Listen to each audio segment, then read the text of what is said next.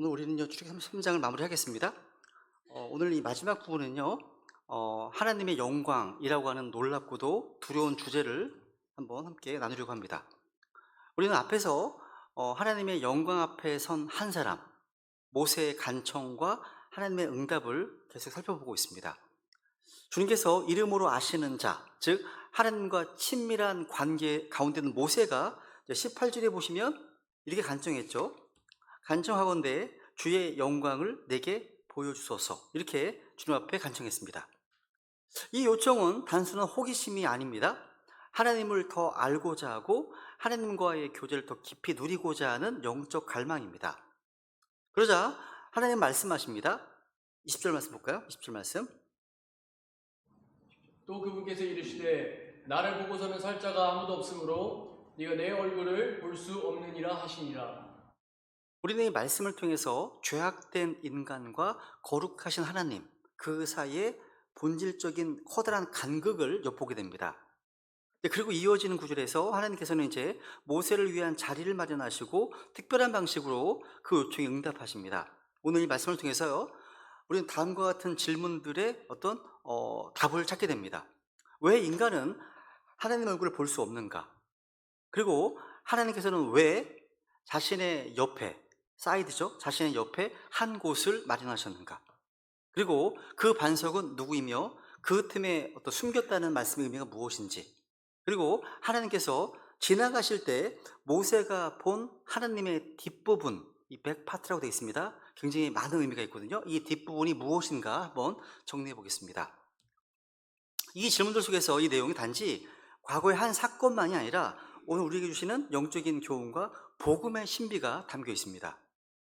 우리는 이제 그 답을 하나씩 이제 살펴보는 가운데 모세가 갈망했던 하나님의 영광, 그리고 우리가 오늘 어떻게 그 영광을 경험하며 살 수 있는지 한번 깊이 묵상해 보겠습니다.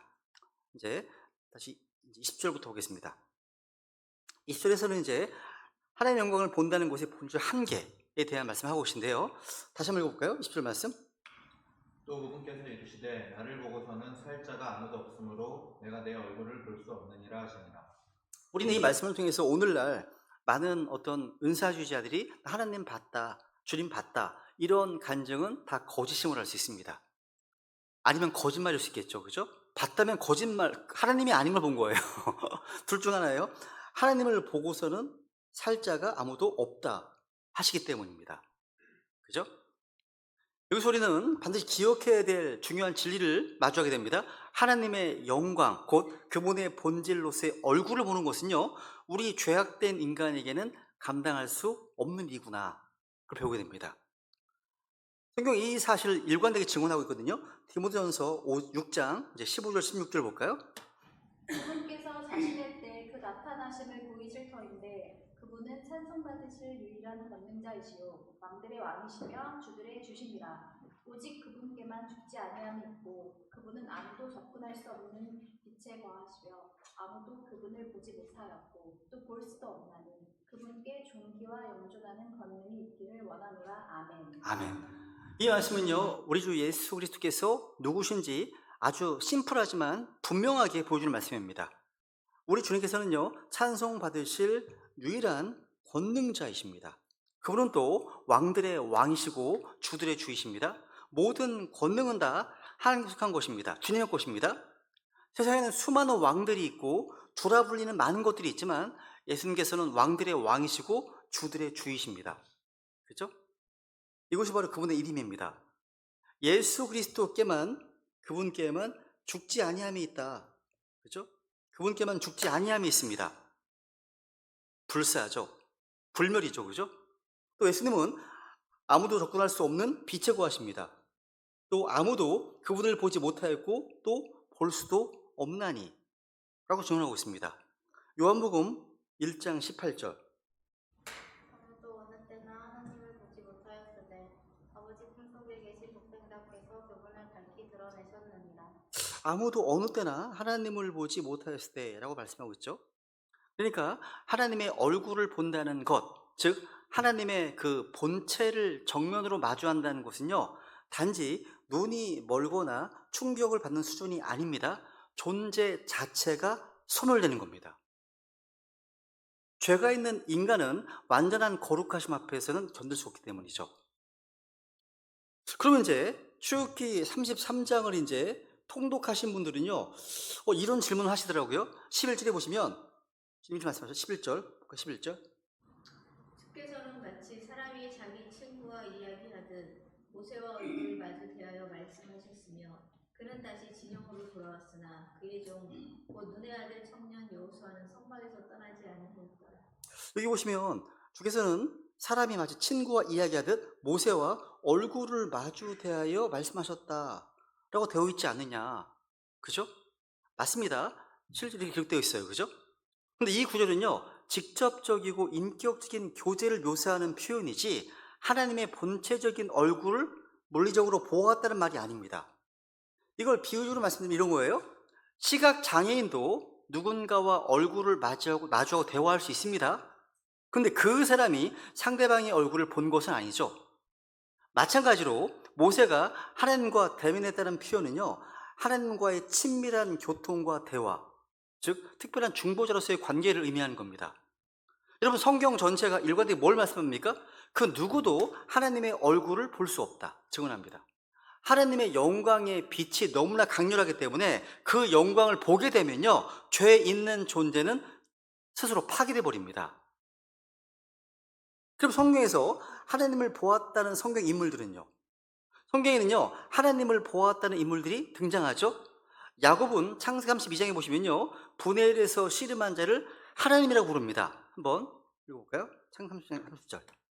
야곱이 그곳의 이름을 분이엘이라 하였으니 이는 야곱이 이르기를 내가 얼굴을 마주 대하여 하나님을 보았으나 내 성령이 보존되었다 했기 때문이더라. 얼굴을 마주 대하여 하나님을 보았으나 내 생명이 보존되었다 라고 고백합니다. 사사기 6장과 13장에 보시면 기드온과 마노아 또한 주의 천사를 보고 우리가 하나님을 보았으나 죽게 되었다면서 두려워 떠는 내용이 나옵니다. 하나만 볼까요? 사사기 6장 22절. 기드온이 그가 주의 천사임을 깨닫고 이르되 슬프도다 오 주 하나님이여 내가 얼굴을 마주 대하여 주의 천사를 보았나이다 하매. 다 이런 반응이에요. 이사야든 에스겔이든 다니엘이든 또 사도 요한도 환상 중에 주님의 영광을 보았다고 기록합니다. 하지만 이 모든 경우를 다 자세히 보면요, 그들이 본 것은 하나님의 본질로서의 어떤 형체가 아닙니다. 성경은요, 그들이 본 모든 것은요, 영어로 그것을 similar to라고 합니다. 주의 모습. 한번 볼게요. 민수기 12장 8절. 그와는 내가 입에서 입으로 참으로 명백히 말하고 은밀한 말로 하지 아니하며 또 그는 주의 모습을 볼 터인데 너희가 어찌하여 내 종 모세를 비방하기를 두려워하지 아니하였느냐 하시니라. 모세가 주의 모습을 볼 터인데라고 하죠. 여기 이제 영어 킹제임스 성경에 보시면 더 similar to라고 되어 있어요. 그죠? 이 단어를요, 가장 쉽게 설명할 수 있는 영어 단어가 있다면 세 단어를 보면 되는데요. 하나는 likeness예요. 닮은 거죠. 비슷한 모습입니다. 어떤 유사한 형상을 뜻하는 거예요. 그러니까 어떤 대상의 본질은 아니지만 형태나 모습이 비슷한 것. 그러니까 실체는 아니지만 실체를 닮은 외형을 가리키는 단어입니다. likeness. 또 하나 representation이라는 단어가 있습니다. 이게 뭐죠? 쉽게 얘기해서 대통령의 동상이 있습니다. 아니면 대사가 있습니다. 이들은 대통령의 대표입니다. 대통령 그 사람이 거기 있는 건 아니죠. 즉 어떤 대상을 직접 보여주는 대신에 대신 대표하는 모습이나 상징을 뜻하는 단어입니다. 대표하는 거죠. 그죠? 성경에서 주의 천사는 주님께서 드러나신 모습, 주님께서 현현하는 모습이신 것 같습니다. 그리고 비주얼 매니페스테이션입니다. 이게 뭐냐면 보이지 아니하시는 분께서 눈에 비주얼하게 가시적으로 보이는 형태로 나타나시는 거예요. 하나님은 본래 보이지 않는 영이십니다. 영이세요.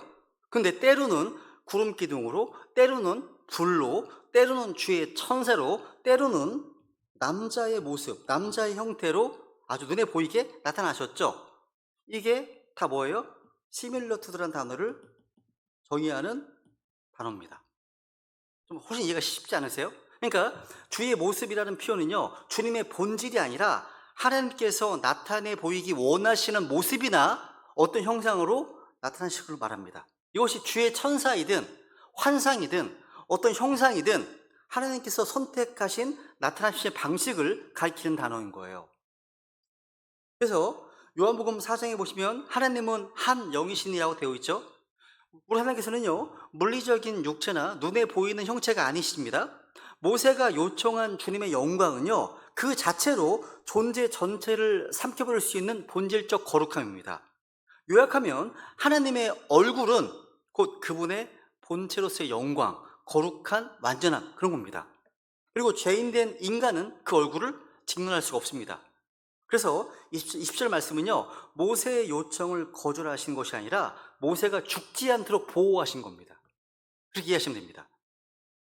이것을 우리에게 적용한다면 우리는 모세처럼요, 하나님의 임재를 사모합니다. 그런데 이런 말씀을 통해서 뭘 깨닫습니까? 주님의 임재 앞에 나아간다는 것은 경외심이 필요하겠구나. 경외심, 주님을 경외하는 경외심, 그죠? 오늘날 죄를 가볍게 여기고 하나님의 은혜를 값싼 거 생각하는 그런 시대입니다. 오늘 이 말씀은 우리에게 다시 주님의 두려움을 회복케 합니다. 하나님의 거룩하심에 대한 경외심을 회복하게 한다는 거죠.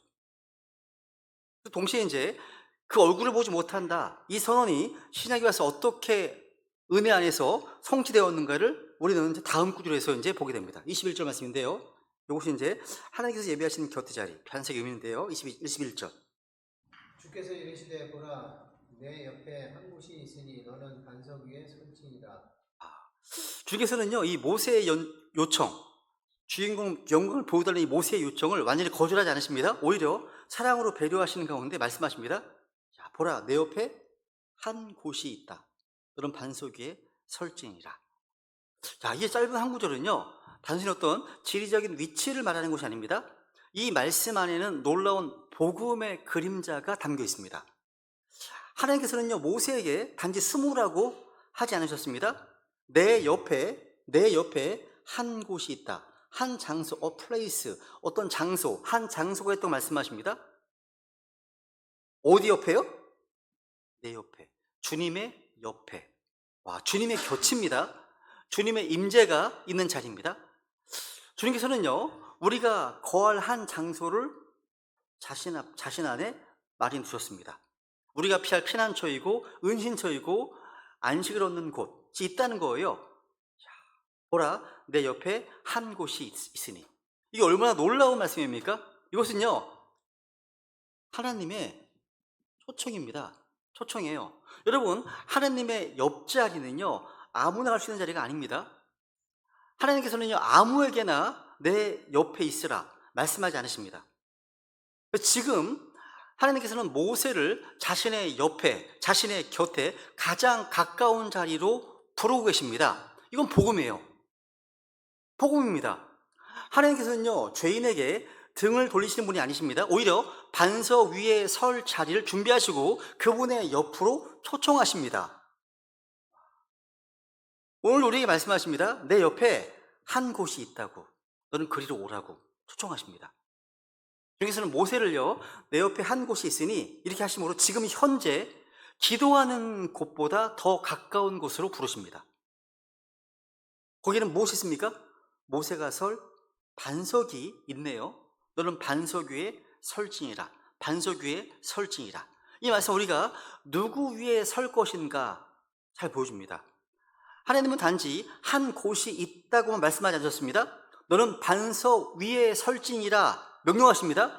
여기서 말하는 반석, 이 반석은요, 단순히 그냥 어떤 지질학적인 암석이 아닙니다. 영적인 상징이고요, 인격적 실체이신 예수 그리스도를 가리킵니다. 예수 그리스도입니다. 한번 이 반석은요, 모세가 하나님을 만나기 위해서 발을 딛고 서야 할 곳, 예수님이십니다. 이 반석은 이스라엘 출애굽 온 과정에 함께 하셨던 그런 반석입니다. 한번 고린도전서 10장 4절. 모두가 같은 영적 음료를 마셨느니라. 그들이 자기들을 따라가는 영적 반석으로부터 마셨는데 그 반석은 그리스도이셨느니라. 지금 광야의 종의 역사를 말씀하시면서 지금 그들이 자기들을 따라가는 영적 반석으로 마셨다 하면서 그 반석은 누구라고요? 그리스도이셨느니라 말씀하시네요. 근데 이 반석은요, 이스라엘을 낳은 반석입니다. 신명기 32장 4절. 그분은 반석이시요 그분의 일을 완전하니 너를 낳으신 반석은 내가 마음에 두지 아니하였고 너를 지으신 하나님이 잊었도다. 너를 낳으신 반석 누굽니까? 그분은 너를 지으신 하나님이십니다. 반석은 하나님이시네요. 하나님 자신입니다. 그러니까 이 말씀을 통해서 반석이 어떤 물질이 아니라 계속해서 인격적 존재로 묘사하고 있습니다. 성경이요. 반석은 하나님 자신이십니다. 그래서 우리 주님께서도요, 마태복음 7장에서 이런 말씀하셨죠. 7장 24, 25절입니다. 참으로 누구든지 나의 이 말들을 듣고 그것들을 행하는 자, 그 자를 나는 자기 집을 반석 위에 지은 지혜로운 사람에 비하리라. 비가 내리고 홍수가 나고 바람이 불어 그 집에 부딪혀도 그것이 무너지지 아니하였나니 이는 그것이 반석 위에 세워졌기 때문이라. 주님께서 백성들에게 말씀하실 때 반석은 주님 자신이십니다. 예수님께서 우리 반석이신데 이 반석은 살아계신 하나님이시기 때문에 비가 내리고 홍수가 나고 바람이 불어도 그것이 부딪혀도 그것이 무너지지 않습니다. 왜? 그 반석이 바로 하나님이시기 때문에. 그러니까 이 반석은 물질로서의 반석이 아니라 인격적인 하나님이시고 권능의 반석이십니다. 이 반석 위에 서는 것이 바로 구원입니다. 하나님께서는 모세에게 영광을 보여주시기 전에 한 가지 조건을 주셨습니다. 그게 뭐예요? 너는 반석 위에 설지니라. 다르게 말하면 너는 다른 어떤 것도 아니라 오직 이 반석 위에 있어야 내 영광을 경험할 수 있다고 말씀하시는 겁니다. 그죠? 오늘날도 마찬가지입니다. 하나님의 영광에 이르지 못하던 이루어진 죄인이 길이요 진리요 생명이신 예수 그리스도, 반석이신 예수 그리스도를 통해서 하나님의 영광에 이르게 되었습니다. 복음이죠? 즉 그리스도 밖에서는 하나님의 임재와 영광을 누릴 수 없다는 거예요. 근데 오늘날 반석이 아닌 다른 기초, 다른 터 위에 서는 사람이 너무나 많습니다. 예를 들면 나는 착하게 살아왔다는 자기 의라고 하는 다른 기초가 있습니다. 나는 예배에 빠진 적 없어. 나는 이런 거 있잖아요. 종교적 열심이라고 하는 다른 기초가 있습니다. 나는 남들이 피해준 적 없어. 이런 도덕성이라고 하는 다른 기초가 있다는 거죠. 성경은 말씀합니다. 성경은 이렇게요. 아무도 이미 놓인 기초 외에 다른 기초를 놓을 수 없나니 이 기초는 예수 그리스도시니라. 이미 놓인 기초 외에 다른 기초를 놓을 수 없다. 이 기초는 바로 예수 그리스도시니라. 그러니까 예수 그리스도라고 하는 반석 외에 그 어떤 기초도 하나님의 영광 앞에서는 무너질 수밖에 없는 모래 위의 건물을 뿌린 겁니다. 여러분은 지금 어디에 서 계십니까? 우리 똑같은 질문 앞에 서야 됩니다. 나는 지금 반석 위에 서 있는가? 주님의 말씀 위에 서 있는가? 예수 그리스도 안에 거하고 있는가? 내 의가 아닌 하나님의 의를 의지하고 있는가? 여러분, 반석 위에 서 있는 자는요, 폭풍이 와도 하나님의 거룩한 임재 앞에서도 무너지지 않습니다. 주님께서는 오늘 우리에게 말씀하십니다. 내 옆에 한 장소가 있다. 그리스도 안에 거하라고요. 그 반석 위에 서 있으라 말씀하십니다. 이제 22, 23절로 가겠습니다. 이제 하나님의 뒷부분에 대해서 이제 말씀드릴 텐데요. 읽어볼까요? 22, 23절. 영광이 지나갈 때에 내가 너를 그 반석 틈에 두고 내가 지나가는 동안 내 손으로 너를 덮었다가 내 손을 거두리니 네가 내 뒷부분을 보되 내 얼굴을 보지 못하리라 하시니라. 주님께서는 모세에게요, 단순히 너가 내 얼굴을 볼 수 없다고 하시고 끝내지 않으셨습니다. 그리고 이어지는 말씀에서요, 하나님은 배려하십니다. 이렇게 배려하신다는 거예요. 그러니까 주님의 영광의 광채가 모세 위를 지나갑니다. 태양보다 몇십 배, 몇백 배 더 빛나는 불멸의 빛입니다. 우리는 새 예루살렘에 해가 필요 없다는 사실을 알고 있죠. 왜? 빛이신 주님께서 거기 계시기 때문에. 모세가 육신의 눈으로 직접 이 하나님의 얼굴을 보면 눈이 멀어버리고 죽게 될 것입니다. 그래서 하나님께서는요, 모세를 반석 틈에 두고 지나가는 동안 손으로 모세를 딱 덮으십니다. 왜요? 모세를 보호하시기 위해서. 너무 놀라워요. 상상하면 정말 너무 놀랍습니다. 여기는 하나님의 두 가지 속성이 동시에 드러납니다. 거룩하심과 하나님의 긍휼하심이, 하나님의 진노하심과 하나님의 보호하심이 드러나고 있습니다. 여기 이제 하나님의 영광이 지나갑니다. 이 영광이 지나갈 때 모세는 반석 위에만 서 있는 것이 아니라 그 반석 틈에 두고 반석 틈에 숨겨집니다. 그리고 하나님께서는요, 자신의 손으로 모세를 딱 덮으십니다. 이 얼마나 엄청난 장면입니까? 하나님의 영광은 태양보다 수십 배, 수백 배 더 밝은 불멸이 비추고 그 빛 앞에 인간은 감히 설 수 없습니다. 근데 주님께서 친히 손으로 덮으심으로써 모세가 죽지 않게 보호하신 겁니다. 이것은 바로 복음의 그림자입니다. 십자가의 예표입니다. 성경 말씀하시죠? 그 반석은 곧 그리스도였다고요. 즉 반석의 틈은요, 예수 그리스도 안에 숨는 자리입니다. 그리고 하나님의 손은요, 십자가에서 예수님을 덮으셨던 그 진노와 구원의 손길입니다. 이 장면은 뭘 상징합니까? 모세는 반석 틈에 숨었습니다. 주의 손이 덮었습니다. 하나님의 영광은 지나갔습니다. 모세는 그 뒷부분 지나가신 흔적을 봤습니다. 이것은 곧 하나님의 성품이 지나간 자리, 곧 하나님의 선하심과 긍휼하심과 그리고 진리의 자체를 본 거예요. 근데 여기 보시면 이제 이 뒷부분에 대해서는요, 이제 두 가지로 나누어서 설명할 수 있습니다.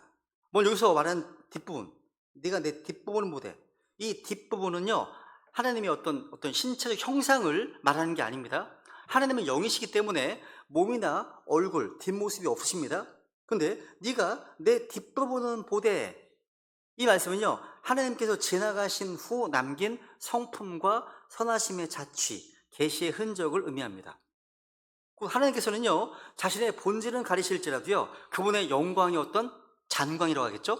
성품의 일부, 계시의 윤곽은 모세에게 보여주시겠다는 거예요. 그리고 그 반석 틈에서의 계시는요, 나중에 벼영산에서 예수님과 대면했던 이 모세의 장면도 연결됩니다. 모세는 그토록 사모했던 그 주님의 영광을 성육신하신 예수 그리스도 안에서 온전히 보게 됩니다. 연결됩니다. 이렇게요. 여러분, 우리는 지금 주님을 믿음으로 바라보지만 장차 그분의 얼굴을 마주하여 보게 될 날이 온다고 되어 있죠. 한번 두 구절 볼까요? 고린도서 13장 12절입니다. 우리가 지금은 거울을 통해 희미하게 보나 그때에는 얼굴을 마주게 하여 보며 내가 지금은 부분적으로 아나 그때에는 주께서 나를 아시는 것 같이 나도 알리라. 한번 더 읽어보겠습니다. 13장 2절입니다.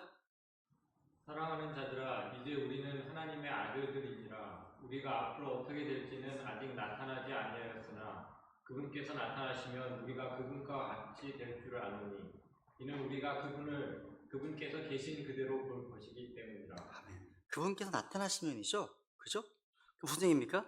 지금은 아직 반석 틈에 가려진 시기입니다. 근데 그날이 오면 우리는 더 이상 어떤 흔적이 아니라 그분의 영광 자체를 얼굴을 마주하여 보게 될 겁니다. 여러분, 모세는요, 반석 틈에서 보호받았습니다. 우리는 어디에 서 있습니까? 어디에 숨고 있습니까? 하나님의 영광은요, 그리스도 밖에 있는 자에게는 심판의 불이지만 그리스도 안에 있는 자에게는 은혜의 빛입니다. 오늘 우리가 해야 할 일은 단 하나입니다. 반석 위에 서는 겁니다. 반석 틈에 숨는 겁니다. 주님의 손 아래 거하는 거예요. 그리하면 하나님께서 지나가신 흔적만 아니라 영원한 얼굴을 마주할 그날을 우리에게 허락하실 것입니다. 또 한 가지 이제 중요한 부분이 있는데요. 하나님의 뒷부분에 대한 또 하나의 의미는요, 과거의 계시적 역사로 이해하는 겁니다. 일반적으로 이 말씀은 보통 모든 주석서를 다 찾아봐도요, 이 하나님의 뒷부분 그러면 하나님의 뒷모습 또는 영광의 자치로만 해석합니다. 그런데 보다 깊은 해석은 이 표현이 하나님의 이전 행위들, 곧 과거의 역사적 계시를 의미한다고 말할 수 있습니다. 여기서 이제 뒷부분이란 말이 영어로 back parts라는 단어입니다. 이거 단지 신체적 모습이 아닙니다. 영어에서 흔히 말하는 이 백이란 말, 이 백이라는 말, 이거는 이전 것들을 가리킬 수 있습니다. 이전 것들. 그러니까 이 백 파트란 단어는요, 물리적 위치 이상의 의미를 갖습니다. 우선 이 백 그러면요, 우리가 무슨 뜻이 어떻게 이해합니다? 보통 이제 등 아니면 백, 뒤쪽을 의미하잖아요. 근데 영어의 문맥에서는요, 시간적, 위치적, 논리적 이전을 뜻하기도 합니다. 예를 들어서 이런 거예요. 이 백은 back in time. 무슨 말입니까, 이게요? 과거로 돌아가서 그러니까 이전 시점에서란 뜻입니다. back then. 무슨 말입니까? 과거를 회상하면서 그때에는, 그 당시에는 이런 뜻입니다. looking back 하면 뭐예요? 돌아보면, 그러니까 과거를 되돌아보면 이런 뜻입니다. 그러니까 back은요, 위치뿐만 아니라 시간적으로 과거를 뜻할 수 있는 단어입니다. 그 다음 이제 파트라는 단어는요, 보통 우리가 부분, 조각, 무슨 부위 이런 뜻 외에도요, 이 파트라는 단어는요, 시대, 장면, 국면, 구획, 역사락 등 되게 다양한 의미가 있습니다. 그래서 이 part of history 하면 무슨 뜻이에요? 역사 전체를요, 여러 시기나 국면으로 나눈 구획을 의미합니다. 그러니까 히스토리는 커다란 하나의 이야기, 큰 이야기고요. 파트는요, 그것을 구성하고 있는 여러 시대, 단계, 장면을 가리킵니다. 번역하면 역사의 어떤 일부, 특정 시대나 국면을 의미합니다. 또 리모트 파트 오브 더 랜드 하면요, 그 땅의 외진 지역들이죠. 그러니까 이 파트라는 단어는요, 물리적인 공간의 구역이나 영역을 말합니다. 이 앞에 있는 거는 뭐예요? 시간적 구획을, 뒤에 있는 건 뭡니까? 공간적 구획을 의미합니다. 그렇다면 하나님의 뒷부분, back part of God이라는 단어 표현은요, 하나님께서 과거에 행하신 계시의 시대들로 이해할 수 있습니다. 하나님께서 과거에 행하신 일들, 곧 창조, 구속, 심판, 언약의 사건들이라 볼 수 있습니다. 좀 어려우신가요? 좀 더 구체적으로 이제 말한다면요, 하나님께서 모세에게 보여주신 것은 창조의 역사일 수 있습니다. 이 내용이요, 좀 특별한 이유는요, 성경 전체에서 모세와 요한, 이 두 사람을 한번 비교해 보겠습니다. 모세와 요한. 이 두 사람은 각각 다른 방식으로 하나님으로부터 계시를 받았습니다. 요한은요, 미래, 즉 종말의 일들을 봤습니다. 보았어요. 근데 모세는 과거, 곧 이 처음 창조 사건들을 기록했죠. 둘 다 단순히 음성을 들은 것이 아니라 성경에 따르면 직접 본 것을 기록한 것으로 묘사합니다. 우선 요한부터 볼게요. 계시록 4장 1절. 이 일 뒤에 내가 보니 보라 하늘에 한 문이 열려 있더라. 또 내가 들은 첫 번째 음성 곧 나팔 소리같이 내게 이야기하던 음성이 이르시되 이리 올라오라. 이후에 반드시 있을 것들을 내가 내게 보이리라 하시더라. 지금 사도 요한이요 얘기합니다. 내가 보니 보라 하늘에 한 문이 열려 있더라. 또 이후에 반드시 있을 것들을 내가 너에게 보이겠다 하십니다. 여기서 핵심은요, 사도 요한이요, 하늘 문이 열린 것을 보았고 즉시 영 안에서 미래의 장면으로 들어갔습니다. 그리고 내가 보니 라는 표현이 계속 반복됩니다. 이것은 요한계시록은 사도 요한이 다 실제로 본 것을 기록합니다. 요한계시록 전체는 환상이 아니라 실제 요한이 보았던 목격의 계시예요. 그걸 기록한 겁니다. 요한의 육체는 그 당시 AD 95년 밤모섬의 요한 육체는 거기에 갇혀 있었습니다. 그런데 주님의 영, 하나님의 영에 의해서 시간과 공간을 초월하는 차원으로 이동해 버렸습니다. 혼란도 이동해 버렸습니다. 주의 날로 이동해 버렸습니다. 그래서 요한은요, 미래의 어떤 하늘, 재림, 심판, 새하늘과 새 땅을 직접 보고 기록한 증인입니다. 그래서 요한이 계시록에 보시면요, 내가 새 하늘과 새 땅을 보았으니, 보았습니다. 요한은 봤어요. 미래의 예수 지금 보고 있는 거예요. 지금 요한은요. 놀랍죠, 그죠? 그다음 모세는 어떻습니까? 논리를 좀 뒤집어 보겠습니다. 만약 하나님께서 사도 요한을 미래로 이동시켜서 장차 일어날 사건들을 직접 보게 하셨다면 왜 하나님께서 모세를 과거로 이동시켜서 처음에 하나님께서 하나님의 땅을 창조하시는 그 현장을 직접 보게 하셨을 가능성은 없겠습니까? 일부 자유주의 신학자들은요, 모세는 창세기를 오럴 트러디션, 구전 전통으로 들었을 것이다 이렇게 주장합니다. 이런 성경의 계시였던 본질을 전혀 이해하지 못한 주장입니다. 창세기 1장의 내용은요, 단순한 전설이나 신화 구조가 아닙니다. 하나님이 말씀하시니 뭐 되니라. 말씀하시면 되죠? 저녁과 아침이 되니 보시기에 좋았더라. 이런 반복 구조는요, 시청각적 장면 묘사처럼 생생한 문장 구조를 보여줍니다. 그러니까 내 손을 거두리니 너가 내 뒷부분은 보되 내 얼굴은 보지 못하리라. 여기서 이 뒷부분, 이 백 파트는 단지 등이 아니라 하나님께서 과거에 행하신 역사적 계시의 장면들, 곧 창조 사건들, 구속의 준비, 인류의 시작 등등을 보여주신 것일 수 있다는 사실입니다.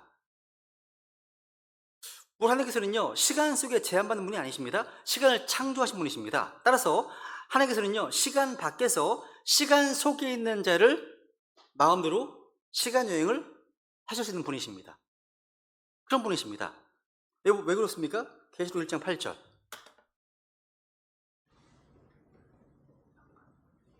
누구죠? 나는 알파와 오메가요 시작과 끝마침이라. 지금도 있고 전에도 있었고 앞으로 올 주 곧 전능자가 말한다.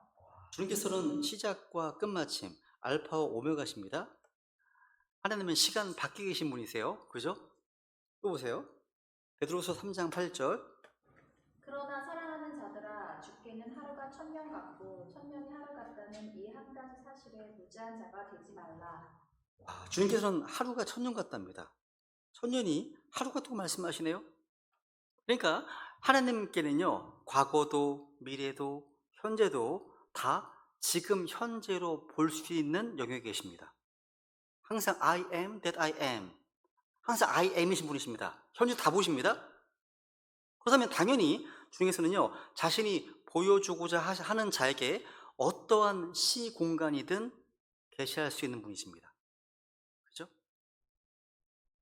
한번 또 좀 더 보겠습니다. 33장 18절 보시면요, 모세가 얘기를 합니다. 그가 이르되 간청하건대 주의 영광을 내게 보이소서라고 주님 앞에 요청하죠. 그랬더니 주님께서 이렇게 얘기합니다. 내가 내 모든 선함을 내 앞에 지나가게 하고, 이렇게 말씀하시네요. 그렇죠? 그리고 주의 이름을 내 앞에 선포할 것이며, 그러니까 주의 영광을 보여달라고 요청했는데 주님께서는 내 모든 선함, 굿니스의 굿니스, 내 모든 선함을 네 앞에 지나가게 하겠다, 이렇게 응답하십니다. 아니, 왜 하나님의 영광을 보여달라고 했는데 주님께서는 선하심을 지나가게 하셨을까요? 지난주 공부했었죠, 그죠? 하나님의 영광은 곧 그분의 선하심을 통해서 드러나기 때문입니다. 그런데 창세기 1장에 보시면 하나님의 굿니스, 선하심이 7번 선언됩니다. 하나님께서 보시기에 좋았더라. It was good. It was good. 그리고 맨 마지막 날에는 It was very good. 아주 좋았다 말씀하시거든요. 마지막 날에는. 그죠? 창세기 31절. 하나님께서 자신이 만든 모든 것을 보시니 보라 매우 좋았더라. 그 저녁과 아침이어도 때는 아닙니다. 좋았더라, 매우 좋았더라 말씀하시네요. 그러니까 하나님께서 창조하신 세계 전체는 하나님의 선하심의 반영이고요, 그 선하심은 곧 영광의 표현입니다. 이제 시편 19편으로 가겠습니다. 이 창조 세계는요, 하나님의 영광을 선포합니다. 시편 19편 1절 마지막 구절이에요. 하나님의 영광을 밝히 드러내고 궁창이 그분의 손으로 행하신 일을 나타내는 도다. 하나님께서 창조하신 하늘들, 이 하늘들이 뭘 선포합니까? 하나님의 영광을 밝히 드러냅니다. 하나님의 영광은요, 바로 하나님이 창조하신 선한 세계 속에서 드러납니다. 그럼 다시 출애굽기 33장으로 이제 돌아가 보죠. 모세는 주의 영광을 보여달라고 요청했습니다. 근데 하나님은 내 선하심을 지나가게 하겠다고 하셨습니다.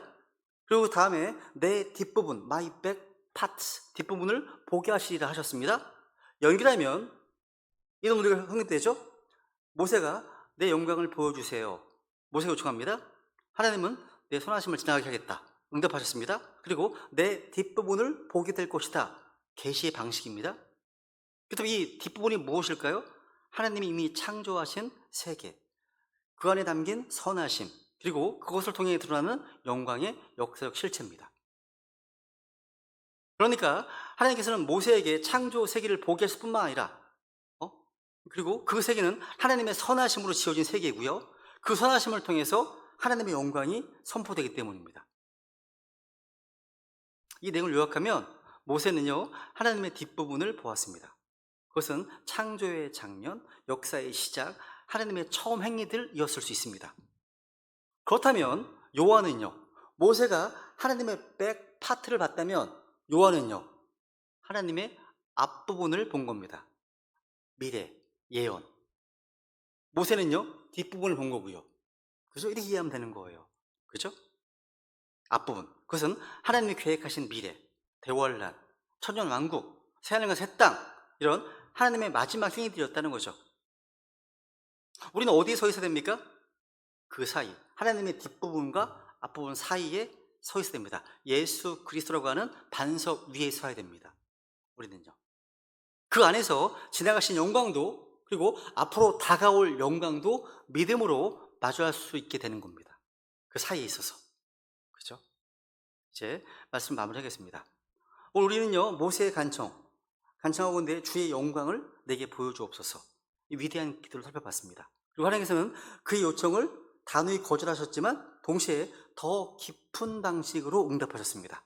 그 응답은 죽음이 아닌 생명으로, 거절이 아닌 보호하심으로, 또 뭔가 가리는 것이 아니라 지나가신 영광의 흔적으로 나타났습니다. 하나님은 지금도 말씀하십니다. 내 옆에 한 곳이 있다고. 너는 반석 위에 설지니라. 그 반석은 예수 그리스도이십니다. 그 틈은 우리를 위한 구원의 자리입니다. 주님의 손은 우리를 덮는 하나님의 긍휼하심입니다. 그렇죠? 여러분은 지금 하나님의 영광을 사모하십니까? 주님을 더 깊이 알기 원하십니까?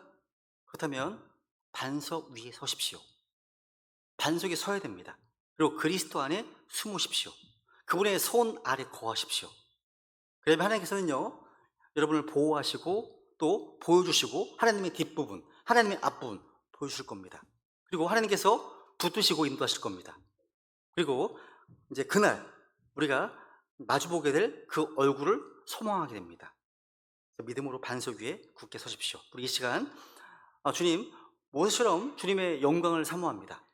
그러나 주의 얼굴을 볼 수 없는 죄인들 우리에게 반석 위에 설 자리를 예비하셨고요, 그 반석은 곧 예수 그리스도이심을 믿습니다.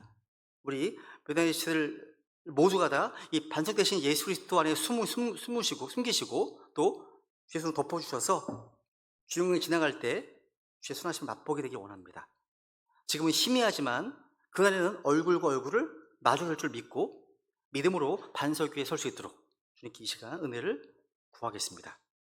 기도하겠습니다. 네.